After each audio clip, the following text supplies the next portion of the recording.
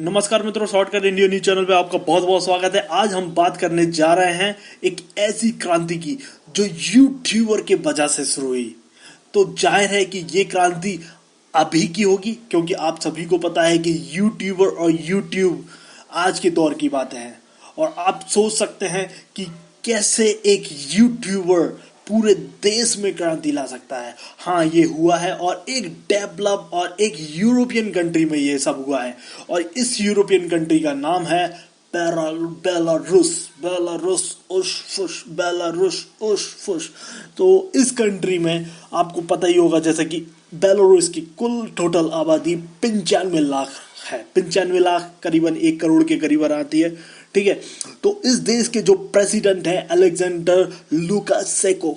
और Alexander Lukashenko actual में बहुत पहले से प्रेसिडेंट बनते आ रहे हैं। 1994 से ये प्रेसिडेंट है और अभी तक प्रेसिडेंट है। और जब ये 2020 का इलेक्शन हुआ जब बेलारूस में, और संडे को इसका एग्जिट पोल आया, उसके बाद वहां के प्रेसिडेंट अलेक्जेंडर लुकाशेंको ने खुद को फिर से प्रेसिडेंट घोषित कर दिया, स्वयंभू प्रेसिडेंट घोषित कर दिया। तो चलो यहां तक बात ठीक थी, उन्होंने अपने आप को स्वयंभू प्रेसिडेंट घोषित कर दिया। लेकिन जो दूसरा पक्ष था वो कौन था जो हारा था? वो थी हमारी स्वेतलाना एक 38 बरस की महिला है, एक युवा महिला है जो अपोजिशन में थी अलेक्जेंडर लुकाशेंको के, जो लगातार 5 बार प्रेसिडेंट रह चुके हैं 1994 से। लेकिन ये स्वेतलाना कौन है आपको पता होना चाहिए। ये स्वेतलाना कौन है? क्या ये यूट्यूबर है? नहीं, ये यूट्यूबर नहीं है। इनके जो हस्बैंड है, पति हैं, वो थे एक बहुत ही पॉपुलर यूट्यूबर, थे नहीं, है भी अभी। ठीक है, उनको पकड़ लिया पुलिस ने, क्योंकि वो करते थे विरोध वहाँ की गवर्नमेंट का, वहाँ की गवर्नमेंट के रूल एंड रेगुलेशन का, वहाँ की इकोनॉमिक पॉलिसीज का। क्योंकि उनको बिल्कुल भी पसंद नहीं था कि ये एक ही प्रेसिडेंट लगभग 25 साल से 26 साल से एक ही प्रेसिडेंट चला आ रहा है, जो इस देश को रूल कर रहा है और गलत पॉलिसीज बना रहा है, जिससे काफी सारी बेरोजगारी भी हो रही है बेलारूस में। अलेक्जेंडर लुकाशेंको एक तानाशाह की तरह काम करते हैं वहां पर। और ये इस तरह की जहां पर भी डिक्टेटरशिप होती है वहां पर कोई ना कोई सामने आके खड़ा होता ही है, और ऐसा ही हुआ। और इसके साथ जो हमारे जो यूट्यूबर हैं जिनका नाम तस्सी खानो, आई थिंक उनका नाम बहुत ही ज्यादा टिपिकल है, मैं अब उनका नाम एक बार बोल देता हूँ, सिया रहे तस्सी खानो।